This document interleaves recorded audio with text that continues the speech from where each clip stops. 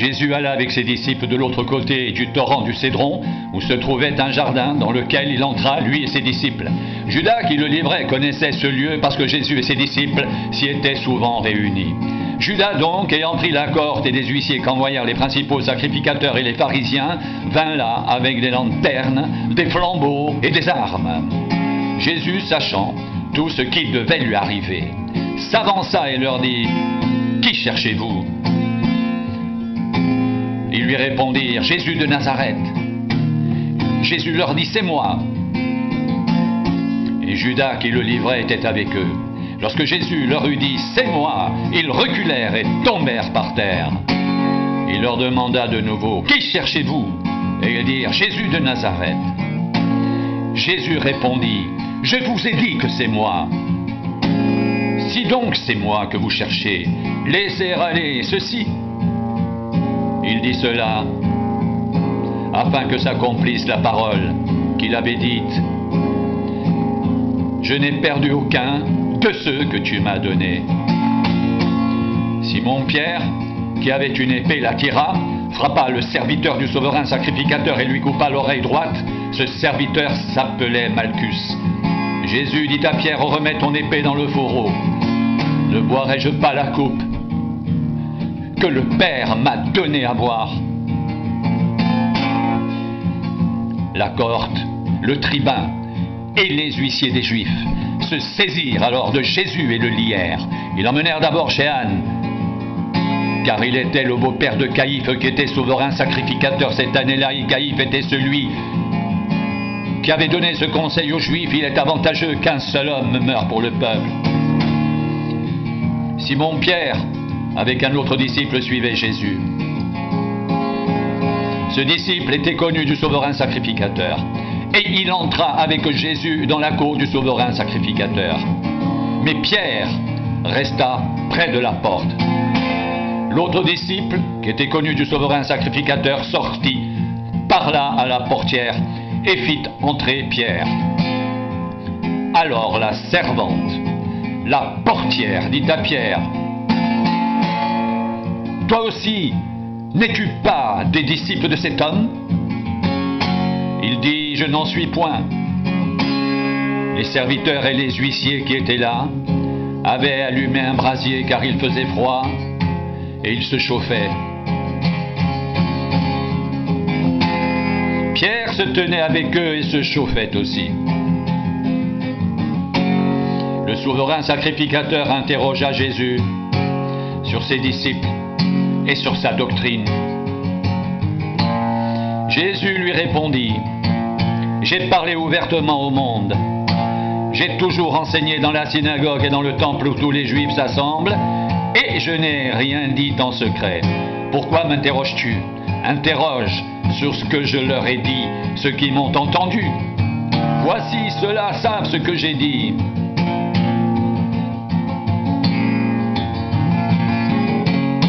À ces mots, un des huissiers qui se trouvait là donna un soufflet à Jésus en disant, « Est-ce ainsi que tu réponds au souverain sacrificateur ?» Jésus lui dit, « Si j'ai mal parlé, explique-moi ce que j'ai dit de mal. Et si j'ai bien parlé, pourquoi me frappes-tu » Anne l'envoya lié à Caïphe, le souverain sacrificateur. Simon-Pierre était là et se chauffait. On lui dit, « Toi aussi, n'es-tu pas un de ses disciples ?» Il le nia et dit, « Je n'en suis point. » Un des serviteurs du souverain sacrificateur, parent de celui à qui Pierre avait coupé l'oreille, dit, « Ne t'ai-je pas vu avec lui dans le jardin ?» Pierre le nia de nouveau. Et aussitôt, le coq chanta. Ils conduisirent Jésus de chez Caïphe au prétoire. C'était le matin. Ils n'entrèrent point eux-mêmes dans le prétoire afin de ne pas se souiller et de pouvoir manger la Pâque. Pilate sortit donc pour aller vers eux et il dit, « Quelle accusation portez-vous contre cet homme ?» Ils lui répondirent, si ce n'était pas un malfaiteur, nous ne te l'aurions pas livré.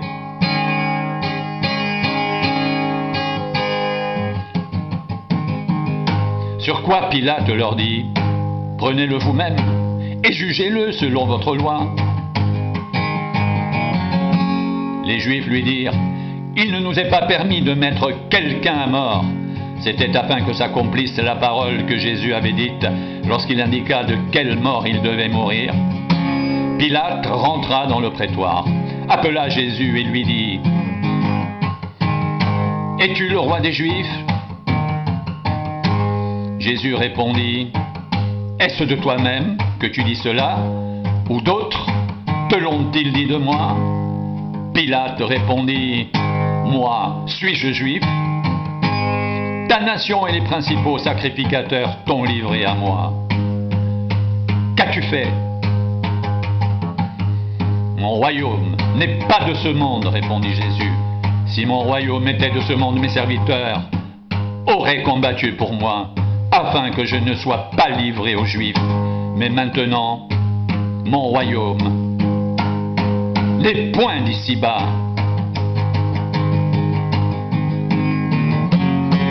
Pilate lui dit, « Tu es donc roi ?» Jésus répondit, « Tu le dis, je suis roi. Je suis né. Et je suis venu dans le monde pour rendre témoignage à la vérité. Quiconque est de la vérité, écoute ma voix. » Pilate lui dit, « Qu'est-ce que la vérité ?» Après avoir dit cela, il sortit de nouveau pour aller vers les Juifs et il leur dit, « Je ne trouve aucun crime en lui. Mais comme c'est parmi vous une coutume que je vous relâche quelqu'un à la fête de Pâques, voulez-vous que je vous relâche le roi des Juifs ?» Alors de nouveau tous s'écrièrent, « Non, pas lui, mais Barabbas !» Or, Barabbas était un brigand.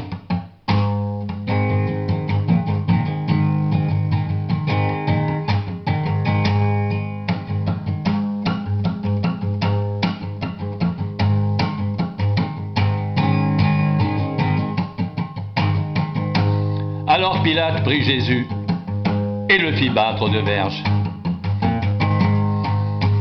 Les soldats tressèrent une couronne d'épines qui le posèrent sur sa tête et ils le revêtirent d'un manteau de pourpre. Puis, s'approchant de lui, il disait, « Salut, roi des Juifs !» Et il lui donnait des soufflets. Pilate sortit de nouveau et dit aux Juifs, « Voici, je vous l'amène dehors, afin que vous sachiez que je ne trouve en lui aucun crime. »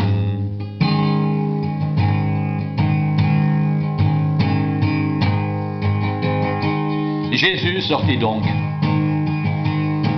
portant la couronne d'épines et le manteau de pourpre. Et Pilate leur dit, « Voici l'homme !»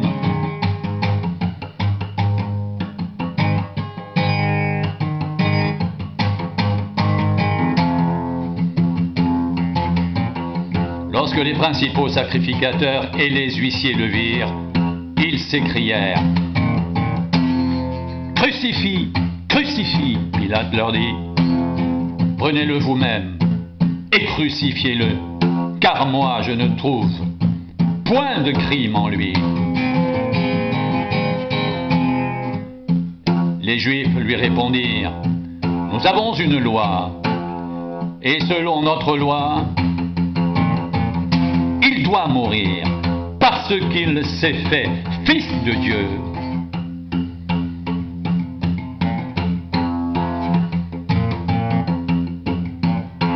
Quand Pilate entendit cette parole, sa frayeur augmenta. Il rentra dans le prétoire et il dit à Jésus, « D'où es-tu » Mais Jésus ne lui donna point de réponse. Pilate lui dit, « Est-ce à moi que tu ne parles pas ? Ne sais-tu pas que j'ai le pouvoir de te crucifier et que j'ai le pouvoir de te relâcher? Jésus répondit: Tu n'aurais sur moi aucun pouvoir s'il ne t'avait été donné d'en haut. C'est pourquoi celui qui me livre à toi commet un plus grand péché.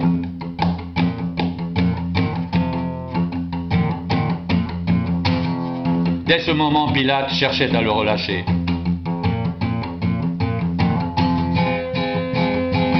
Mais les Juifs criaient: Si tu le relâches, tu n'es pas ami de César.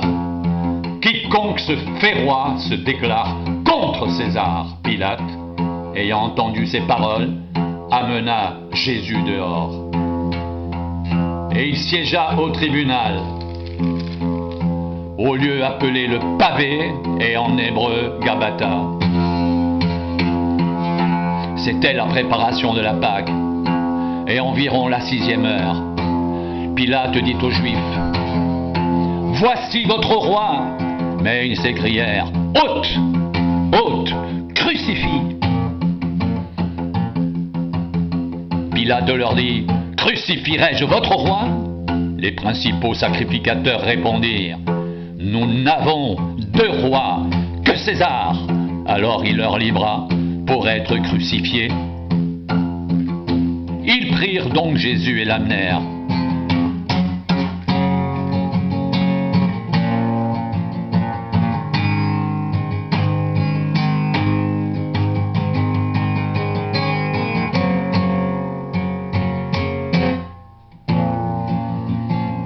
Jésus, portant sa croix, arriva au lieu du crâne qui se nomme en hébreu Golgotha. C'était là qu'il fut crucifié, et 2 autres avec lui, un de chaque côté et Jésus au milieu.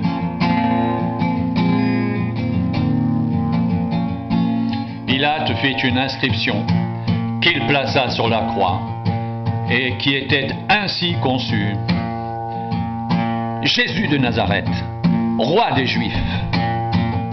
Beaucoup de Juifs lurent cette inscription parce que le lieu où Jésus fut crucifié était près de la ville. Elle était en hébreu, en grec et en latin.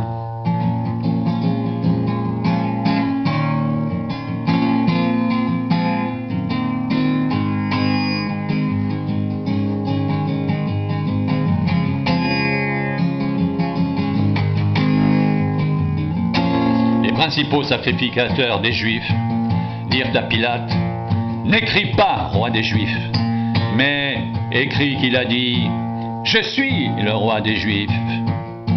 Pilate répondit: Ce que j'ai écrit, je l'ai écrit. Les soldats, après avoir crucifié Jésus, prirent ses vêtements et ils en firent 4 parts, une part pour chaque soldat.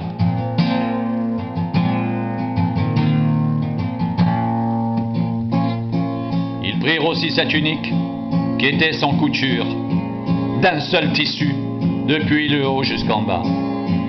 Et ils dirent entre eux: Ne la déchirons pas, mais tirons au sort à qui elle sera. Cela arriva afin que s'accomplisse cette parole de l'Écriture: Ils se sont partagés mes vêtements, et ils ont tiré au sort ma tunique. Voilà ce que firent les soldats.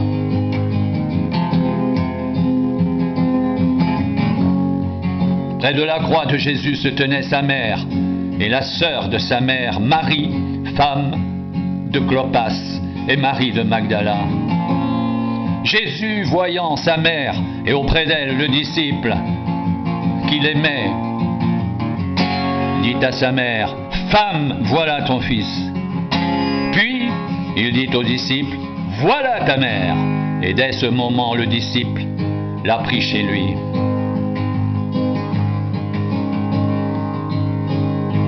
Après cela, Jésus, qui savait que tout était déjà consommé, dit, afin que l'Écriture soit accomplie: J'ai soif.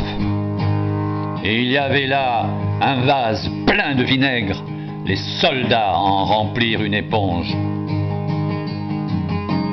et l'ayant fixé à une branche d'hysope, ils l'approchèrent de sa bouche. Quand Jésus eut pris le vinaigre, il dit « Tout est accompli !» et baissant la tête, il rendit l'esprit.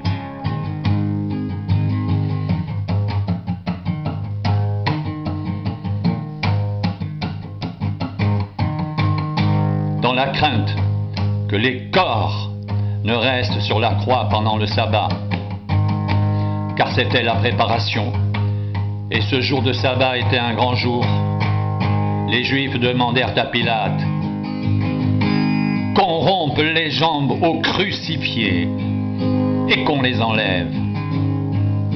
Les soldats vinrent donc et ils rompirent les jambes au premier, puis à l'autre qui avait été crucifié avec lui. S'étant approchés de Jésus et le voyant déjà mort, ils ne lui rompirent pas les jambes, mais un des soldats lui perça le côté avec une lance, et aussitôt il en sortit du sang et de l'eau. Celui qui l'a vu en a rendu témoignage, et son témoignage est vrai, et il sait qu'il dit vrai, afin que vous croyiez aussi. Ces choses sont arrivées afin que l'écriture soit accomplie. Aucun de ces os ne sera brisé. Et ailleurs, l'écriture dit encore, ils verront celui qu'ils ont percé. Après cela, Joseph d'Arimathée, qui était disciple de Jésus, mais en secret, par crainte des Juifs, demanda à Pilate la permission de prendre le corps de Jésus, et Pilate le lui permit.